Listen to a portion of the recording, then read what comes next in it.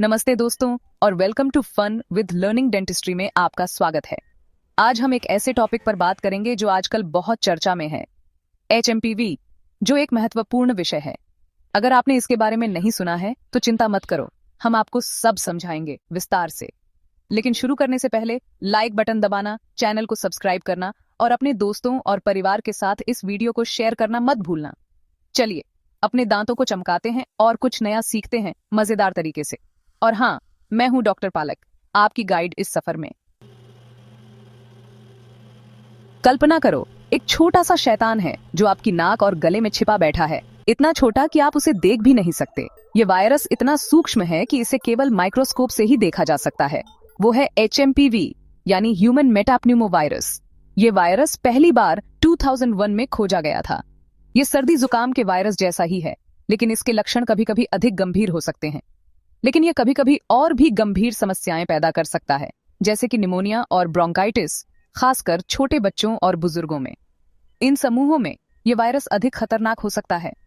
HMPV एक respiratory virus है, जिसका मतलब है कि यह आपके फेफड़ों और सांस की नलियों को प्रभावित करता है। यह वायरस आपके श्वसन तंत्र को संक्रमित करता है, जिससे सांस लेने में कठिनाई हो सकती है। यह वायरस काफी समय से है और वैज्ञानिक इसे बेहतर समझने के लिए लगातार शोध कर रहे हैं। लेकिन वैज्ञानिक अभी भी इसके बारे में पूरी तरह से नहीं जानते हैं। इसके विभिन्न प्रकार और उनके प्रभावों पर अभी भी अध्ययन जारी है।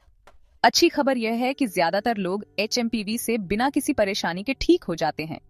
हालांकि इसके लक्षणों के बारे में जानना और खुद को और अपने प्रियजनों की रक्षा के लिए सावधानी बरतना जरूरी है।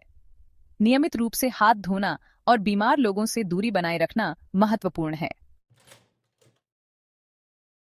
एचएमपीवी थोड़ा धोखेबाज हो सकता है, क्योंकि इसके लक्षण अक्सर सामान्य सर्दी जुकाम जैसे ही होते हैं। आपको नाक बहना, खांसी, गले में खराश और बुखार हो सकता है। कुछ लोगों को कान में संक्रमण भी हो जाता है, खासकर बच्चों को। ज्यादा गंभीर मामलों में एचएमपीवी के कारण ब्रोंकियोलाइटिस हो सकता है, जो फेफड़ों में छोटी वायु नलिकाओं की सूजन होती है। इससे सांस लेने में तकलीफ हो सकती है और अस्पताल में भर्ती कराने की नौबत आ सकती है। अगर आपको या आपके बच्चे को सांस लेने में तकलीफ, घरघराहट या तेज बुखार हो तो तुरंत डॉक्टर से सलाह लेना बहुत जरूरी है। भाग 4, एचएमपीवी का बढ़ता प्रकोप। भारत में क्या हो रहा है? हाल ही में भारत में एचएमपीवी के मामलों में तेजी देखी गई है, खासकर बच्चों में। इसने स्वास्थ्य अधिकारियों और माता-पिता दोनों के बीच चिंता बढ़ा दी है। हालांकि इस वृद्धि के सटीक कारणों का अभी तक पता नहीं चल पाया है, लेकिन कई कारक इसके लिए जिम्मेदार हो सकते हैं, जैसे कि कोविड-19 प्रतिबंधों में ढील, परीक्षण में वृद्धि और मौसमी बदलाव। यह याद रखना महत्वपूर्ण है कि मामलों में इस वृद्धि का मतलब यह नहीं है कि घबराने की जरूरत है। यह केवल हमें सूचित रहने और बचाव के उपाय करने के महत्व को हाइलाइट्स करता है। भाग 5, खुद को सर्दी जुकाम से बचाएं, बचाव के तरीके। आम सर्दी की तरह अभी तक एचएमपीवी के लिए कोई टीका नहीं है। यह वायरस मुख्य रूप से श्वसन तंत्र को प्रभावित करता है और बच्चों, बुजुर्गों और कमजोर प्रतिरक्षा प्रणाली वाले लोगों के लिए विशेष रूप से खतरनाक हो सकता है। लेकिन चिंता न करें, आप खुद को और अपने परिवार को इस छोटे से शैतान से बचाने के लिए बहुत कुछ कर सकते हैं। सबसे पहले अपने हाथों की सफाई पर ध्यान दें। यह एक सरल लेकिन प्रभावी तरीका है। एचएमपीवी को फैलने से रोकने का सबसे कारगर तरीका है हाथों की सफाई। नियमित रूप से हाथ धोने से आप वायरस के संपर्क में आने से बच सकते हैं। अपने हाथों को बार बार साबुन और पानी से कम 20 सेकंड तक धोएं, खासकर खांसने, छींकने या नाक बहने के बाद। ये सुनिश्चित करें कि आप अपने हाथों के सभी हिस्सों को अच्छी तरह से साफ कर रहे हैं। खांसते या छींकते समय अपने मुंह और नाक को टिश्यू या अपनी कोहनी से ढकें। इस्तेमाल किए गए टिश्यू को तुरंत कूड़ेदान में फेंकें और अपने हाथ धोएं। अगर आप बाहर हैं और अपने हाथ नहीं धो सकते हैं तो अल्कोहल आधारित हैंड सैनिटाइजर का इस्तेमाल करें।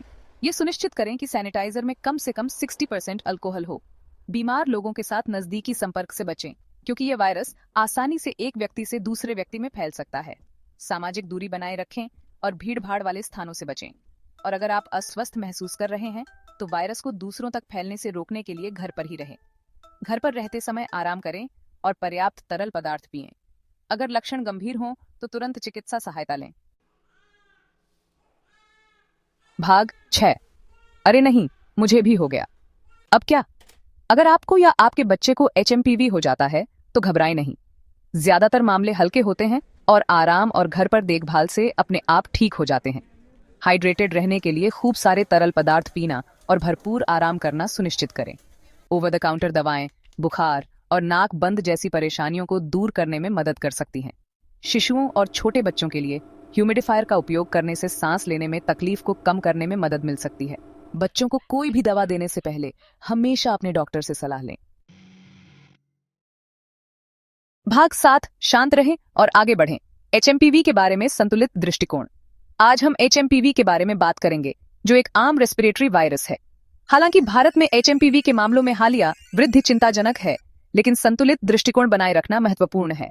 यह वायरस मुख्य रूप से बच्चों और बुजुर्गों को प्रभावित करता है, लेकिन ज्यादातर लोग बिना किसी गंभीर समस्या के ठीक हो जाते हैं। एचएमपीवी एक आम रेस्पिरेटरी वायरस है और ज्यादातर लोग बिना किसी परेशानी के ठीक हो जाते हैं। यह वायरस सामान्य सर्दी जैसे लक्षण पैदा कर सकता है, जैसे खांसी, बुखार और सांस लेने में कठिनाई। हाथों की सफाई जैसी साधारण सावधानियां बरतने और बीमार होने पर घर पर रहने से हम इस वायरस को फैलने से काफी हद तक कम कर सकते हैं। इसके अलावा मास्क पहनना और सामाजिक दूरी बनाए रखना भी महत्वपूर्ण है। याद रखें, जानकारी ही शक्ति है। जितना अधिक हम इस वायरस के बारे में जानेंगे, उतना ही बेहतर हम इससे निपट सकते हैं। सूचित रहकर और सक्रिय कदम उठाकर हम इस स्वास्थ्य चुनौती का सामना आत्मविश्वास के साथ कर सकते हैं।